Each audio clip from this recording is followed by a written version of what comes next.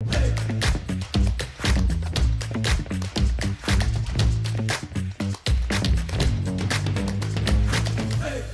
réseau SCPO est un réseau qui regroupe 7 Sciences Po. Vous avez indiqué lesquels sont des Sciences Po qui sont répartis sur toute la France. Et il y a donc un concours commun pour entrer dans ces écoles publiques. Ce concours commun est composé d'épreuves écrites.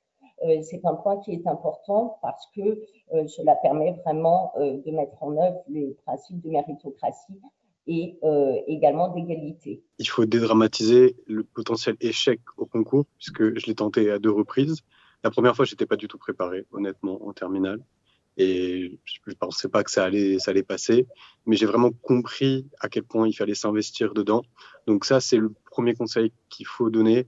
C'est, comme l'a dit Hélène, un travail de longue haleine qu'il faut préparer tout au long de l'année, à partir de la première ou terminale. En fait, on brasse tellement de disciplines, à savoir l'économie, le droit, l'histoire, des enseignements sur des aires géographiques qui nous sont nouvelles, que ça peut être un peu déroutant, mais je crois qu'en fait, c'est un atout aussi de la formation, c'est-à-dire de vous permettre de vous découvrir progressivement, de découvrir des centres d'intérêt. Certains entrent à Sciences Po pensant en fait commencer par exemple une profession de journaliste et se découvrent en fait véritablement d'autres vocations. Et ça, il me semble que c'est sans doute le cadre pluridisciplinaire de Sciences Po qui le permet. Les débouchés sont extrêmement divers. On a à peu près 2/3 de nos anciens élèves qui travaillent dans le secteur privé en incluant le secteur associatif.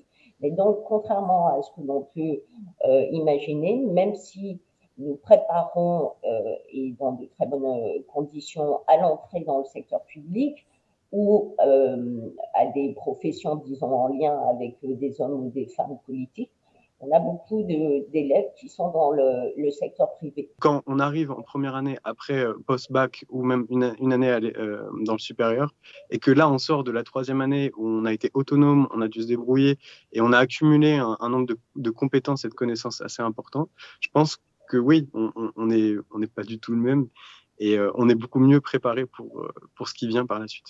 Nos élèves, nos diplômés sont capables, s'il le faut, d'intégrer un savoir technique très rapidement, mais ils ont à la fois la maîtrise de 2 langues étrangères, mais aussi ces capacités en termes d'analyse, de synthèse, et je crois que cela les distingue des autres, de ceux qui ont suivi d'autres cursus.